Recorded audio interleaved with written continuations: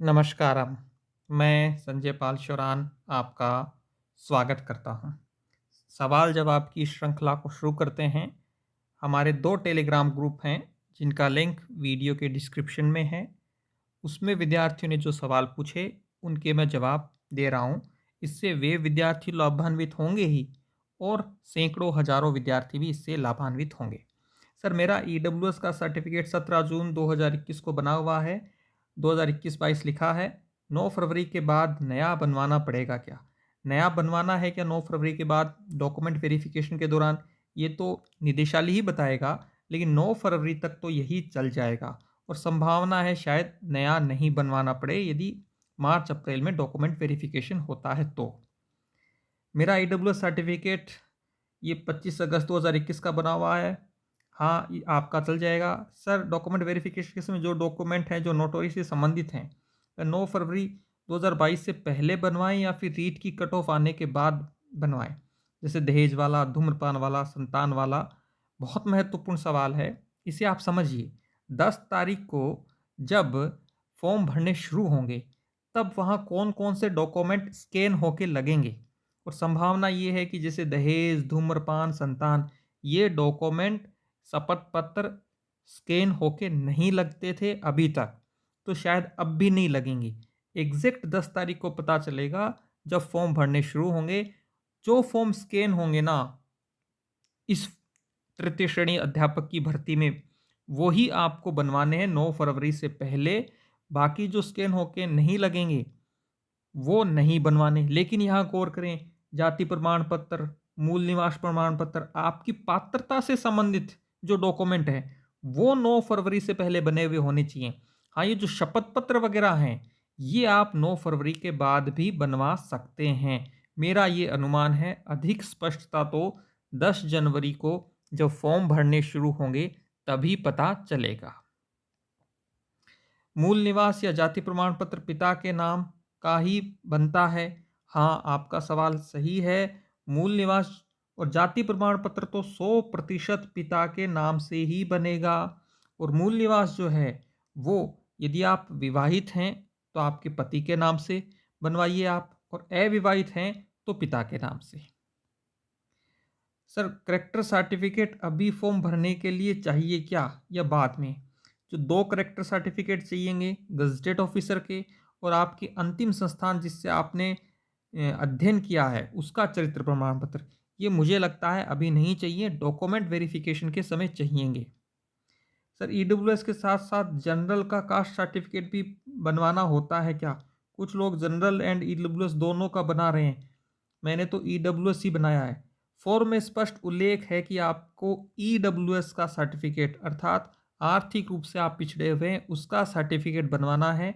General का certificate बनवाना है, ऐसा कहीं पर भी विस्तृत विज्ञापन में उल्लेख नहीं है।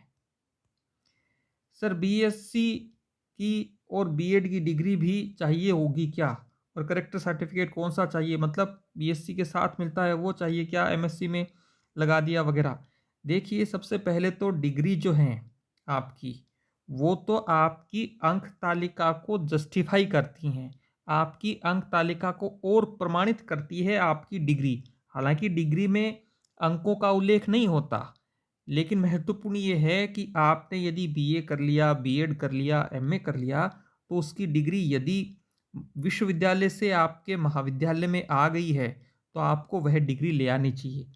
अभी चाहिएगी क्या? क्योंकि जो दस्तावेजों का प्रमाण पत्र है जिसमें 23 पॉइंट हैं, जो सबसे अंतिम पृष्ठ है आपके विस्तृत विज्ञापन का, उसमें केवल ये दे रखा है कि अंक तालिकाएं की प्रमाणित प्रति आपके पास होनी चाहिए, डिग्री को लेकर उल्लेख नहीं है।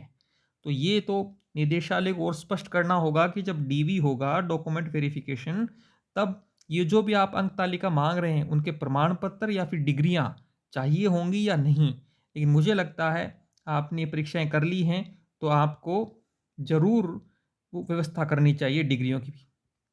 सर, लेवल 2 में 136 बन रहे हैं, और सर मेरी 4 फरवरी को शादी है, तो फिर सर थर्ड ग्रेड भर्ती के फॉर्म में सिंगल या मेरिट क्या भरना पड़ेगा? क्या मैं फॉर्म से पहले सिंगल से भर सकता हूँ?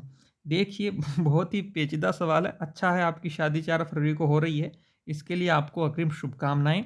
अब होगा क्या कि आप जिस दिन फॉर्म भर रहे हैं, मान लो उस दिन आप अनमेरिड हैं, लेकिन 9 फरवरी से तो पहले आपकी शादी हो गई है।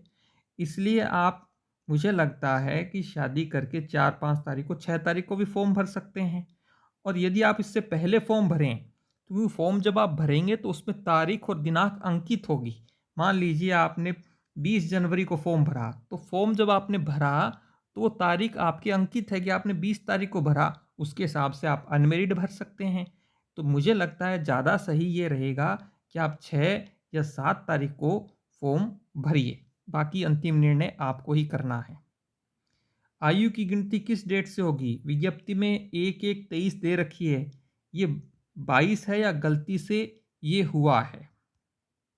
ये गलती से नहीं है, ये 1 जनवरी 2023 ही है। यहीं पर आपकी अधिकतम आयु की गणना होगी।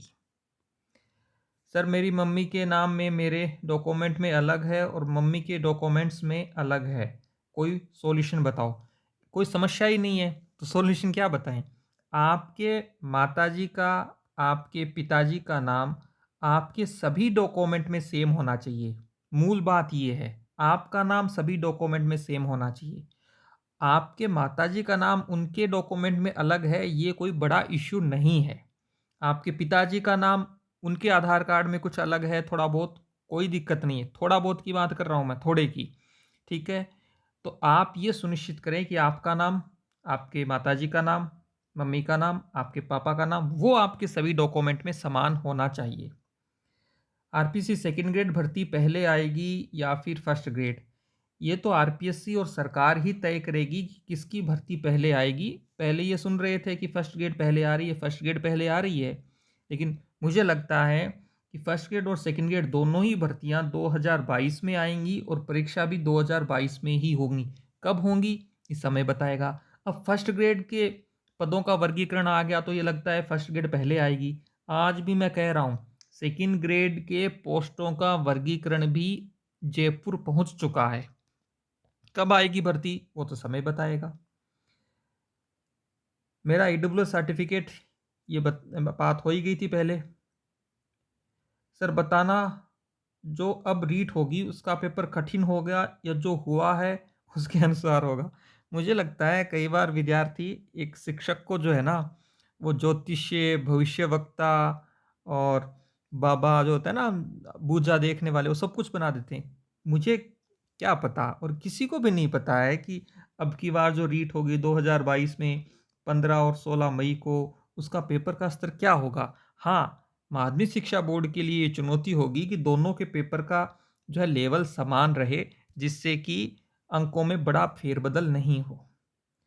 मैसेज आइडिया बहुत अच्छा है सर, परंतु जो संतुष्टि यहाँ बात है कि हम प्रतिदिन 10 से लेकर रात को 10:30 बजे तक विद्यार्थियों के सवाल लेते हैं ग्रुप पे, और वहाँ मैं आज से पहले तक ऑडियो जवाब देता आ रहा था वो इसके माध्यम से, लेकिन विद्यार्थियों के सवाल इतने ज़्यादा हो जाते हैं कि एक एक का जवाब देना मुश्किल है। इसलिए मैंने ये वीडियो बनाया है जिससे और बाकी लोगों को भी लाभ मिले।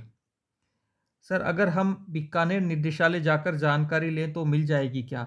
मुझे लगता है आपको फ़ोन करके बीकानेर निदेशालय में जो भी आपका सवाल है वो पूछना चाहिए।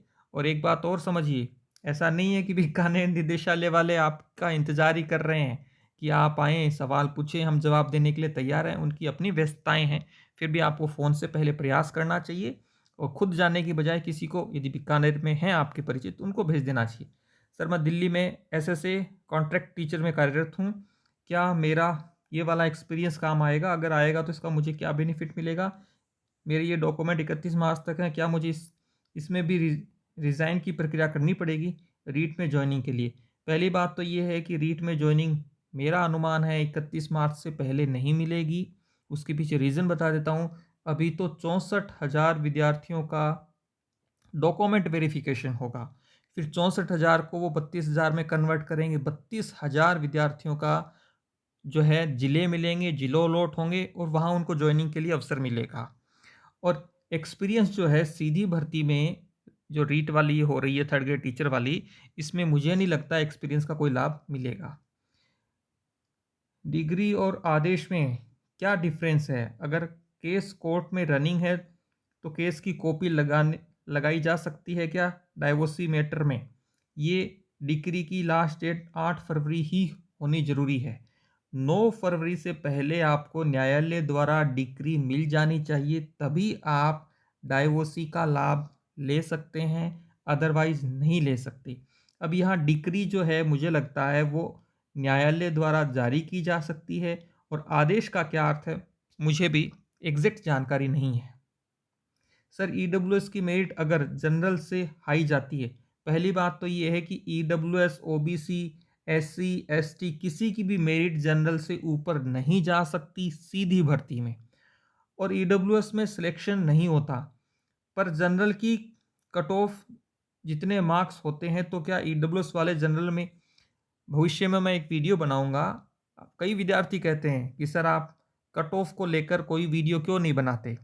कट ऑफ बनाने वाले 10 में से 9 यूट्यूबर जो हैं उनको पता ही नहीं है कि कट ऑफ कैसे बनती है। बस ऐसे ही इधर उधर के वीडियो देख लिए, इस सब्जेक्ट की ये कट ऑफ रहेगी, इस सब्जेक्ट की ये कट ऑफ रहेगी। जिस दिन मैं ये वीडियो बनाऊंगा, बहुत सारे बिंदुओं पर जब आपको ध्यान दिलाऊंगा, आपका सर चकरा जाएगा कि इस प्रकार से कट ऑफ बनती है क्या। भविष्य में इस पर वीडियो बनाऊंगा, लेकिन ये बात सुनिश्चित है कि सीधी भर्ती में जनरल की कट ऑफ सबसे ऊपर ही रहेगी। L2 118 SST OBC नंबर वालों को फॉर्म भरना चाहिए क्या? मैंने पहले भी बताया है, आपका सिलेक्शन होगा या नहीं होगा ये समय बताएगा, लेकिन आपको फॉर्म भरना चाहिए। हो सकता है आप 64,000 में आ जाएं, हो सकता है आप 32,000 में आ जाएं, मुझे नहीं पता आपका नंबर कहाँ आएगा, लेकिन 64,000 में आने पर आप डॉक्यूमेंट वेरिफिकेशन की पूरी प्रक्रिया से गुजरेंगे तो बहुत कुछ चीज़ें आपको सीखने और समझने को मिलेगी, जो आपके फ्यूचर में आपके काम आएंगी। इसलिए मैं ये कहूँगा कि आपको फॉर्म भरना चाहिए। सर राजस्थान की विवाहित बेटियों को आरक्षण मिलता है क्या अगर वो अदर स्टेट में शादी करती हैं तो? पूरी विज्ञप्ति में कहीं पर भी ये उल्लेख नहीं है कि वे इस आपका जो आपने बताया इसमें क्या होगा। मूल बात है आपके पास जाति प्रमाण पत्र है, वो आपके पिता के नाम से ही बनेगा जो राजस्थान के हैं, और यदि आपके पास मूल निवास प्रमाण पत्र है तो मूल निवास प्रमाण पत्र होने के कारण आपको लाभ दिया जा सकता है। मेरे स्नातक में बहुत ही जो है क्रूशियल सवाल है। गुरुदेव नमस्कार। मेरे स्नातक में 45.88 हैं। एडिशनल इंग्लिश से हूँ जिसको मिलाकर 45 हो रहे हैं, तो क्या मैं रीट के लिए पात्र हूँ? सबसे पहले तो आप ये बताइए कि आपके स्नातक में एग्जैक्ट कितने हैं। एडिशनल को एक बार हटा दीजिए। एमए भी किया है लेकिन बीएड के बाद की है। विज्ञप्ति में स्नातक के 45%। आपने बीएड कब की, किस वर्ष आपने बीएड की, आपने ये नहीं बताया। आप किस कैटेगरी के हैं, आपकी श्रेणी क्या है, आप ये बताइए। एग्जैक्ट आपके बीए में क्या नंबर हैं आप ये बताइए। आप कल ग्रुप पे बता दीजिएगा। विज्ञप्ति में स्नातक में 50 या स्नातकोत्तर में 50% अनिवार्य। आप बताइए एमए बीएड से पहले की होनी चाहिए या बाद वालों को भी, ये भी मैं पात्र हूँ। मेरी एमए 2018 की है और इम्प्रूवमेंट में इसी वर्ष दोबारा भी परीक्षा दी है। समस्या बहुत गंभीर है, कृपया मार्गदर्शन करें। किसी भाई को इस विषय में अच्छा ज्ञान हो तो वो भी मुझे मार्गदर्शन करे, बहुत चिंतित हूँ। विद्यार्थी का सवाल वाजिब है। 2-3 बातें यहाँ समझिए। सबसे पहले तो आपके बीएड में, सॉरी बीए में कितने प्रतिशत अंक हैं ये बताएं एडिशनल को छोड़कर। दूसरी बात, आपने बीएड किस वर्ष किया ये वर्ष बताएं, कौन से साल आपने बीएड किया है। तीसरी, आपकी श्रेणी क्या है आप ये बताएं। और एमए बेस पर जिन्होंने बीएड किया है उनको 50% वाला जो विषय है वो उनके लिए लागू होता है। और मुझे लगता है आपने जम्मू और कश्मीर से बीएड की है जहाँ तक मेरा अनुमान है। ग्रुप पर आप मैसेज करके बताएं। 2-3 साल पुराना मूल निवास है, चलेगा या नया बनाना पड़ेगा? यदि डिजिटल बना हुआ है 2-3 साल पुराना तो मूल निवास चल जाएगा, कोई दिक्कत नहीं है। और डिजिटल नहीं है तो भी चल सकता है, लेकिन डिजिटल बनवा लीजिए। सर मेरे बीएससी बीएड 4 ईयर कर रखी है और थर्ड ग्रेड 4 में ग्रेजुएशन कॉलम में और बीएड कॉलम में मार्क्स समान भरने होंगे या फिर अलग? क्योंकि मेरे पास सिर्फ बीएससी बीएड पार्ट 1 2 3 की सिंगल मार्कशीट है। 10 तारीख को जब फॉर्म भरने शुरू होंगे तब आपके इस सवाल का जवाब मिलेगा। सर अगर हम मूल निवास पीहर का दे जहाँ पीहर का हमारा जन्म हुआ है या ससुराल का दे जो अदर स्टेट में है, मैंने पहले भी कहा जाति प्रमाण पत्र आपके पिता के नाम से बनेगा और उसके अलावा आपका मूल निवास प्रमाण पत्र यदि राजस्थान का बना हुआ है तो आप यहाँ का लाभ ले सकते हैं। एमए बेस्ट बीएड वाले शामिल हैं क्या कैटेगरी से? एमए में 45% हैं। अब जब आप विज्ञप्ति को पढ़ते हैं तो उसमें ये है न्यूनतम प्रतिशतांक में 5% की छूट दी गई है। वहाँ ये नहीं लिखा हुआ कि केवल स्नातक वालों को दी गई है। तो इसका मतलब तो ये निकलता है रिजर्व कैटेगरी वाले यदि 45% हैं एमए में तो भी वो मान्य होंगे, ऐसा अनुमान बता रहा हूँ मैं नियमों को जहाँ तक मैंने पढ़ा है। सर जी फॉर्म भरते कौन कौन से डॉक्यूमेंट तैयार करने होंगे? 10 जनवरी को ही पता चलेगा। सर आधार कार्ड में हिंदी में नेम सही है लेकिन इंग्लिश में एक अक्षर की कमी है, चल जाएगा क्या? चल जाएगा। शपथ पत्र हो सकता है 50 रुपये का लगाना पड़े। सर मेरे 10th और 12th में पापा के नाम में कोई दिक्कत नहीं है, नाम में हल्का फुल्का जो भी आपका डिफरेंस है, यदि नाम में स्पेस कम और ज़्यादा है तो कोई आवश्यकता नहीं है शपथ पत्र की।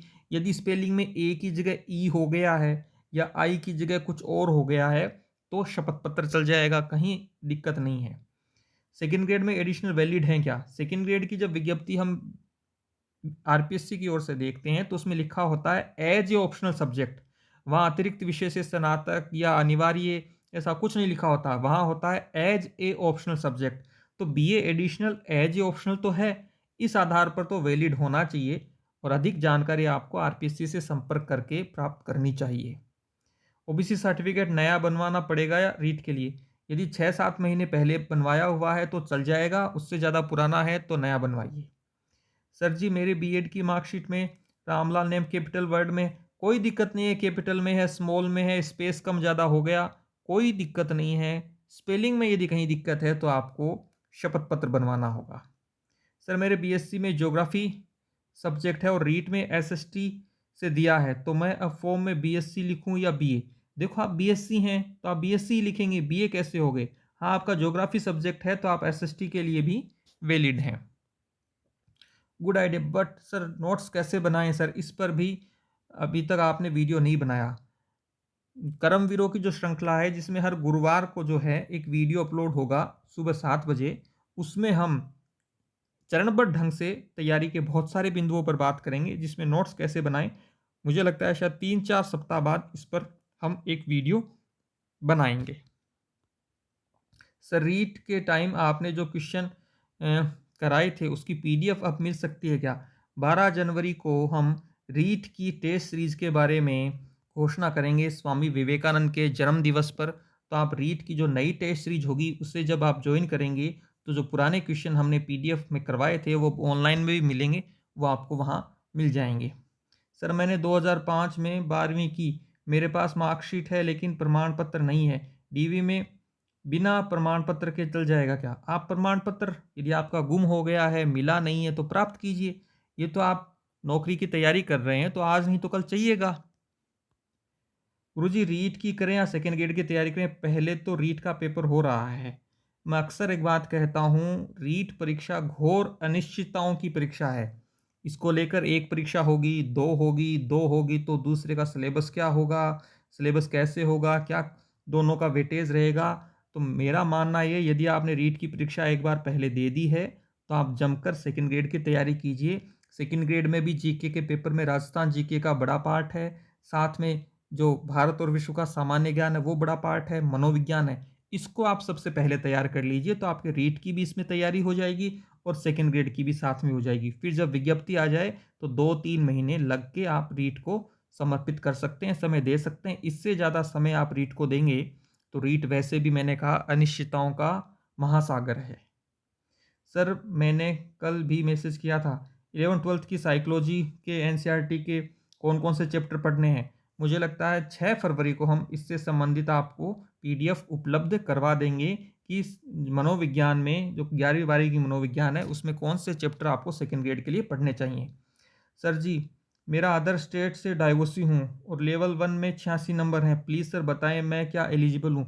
आप एलिजिबल नहीं हैं, क्यों नहीं हैं? अदर स्टेट के सभी लोग जो हैं वो जनरल में आते हैं और जनरल में आपको 90 नंबर जो है मिनिमम चाहिए, आपके 86 हैं तो आप वैलिड नहीं हैं।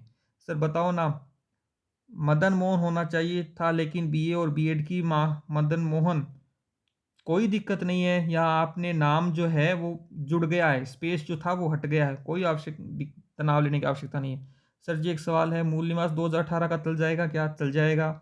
सर जी अगर 2 सब्जेक्ट से फॉर्म भरते हैं और दोनों में नाम आ जाए, तो क्या दोनों के लिए डॉक्यूमेंट वेरिफिकेशन के लिए जा सकते हैं? हाँ, जा सकते हैं।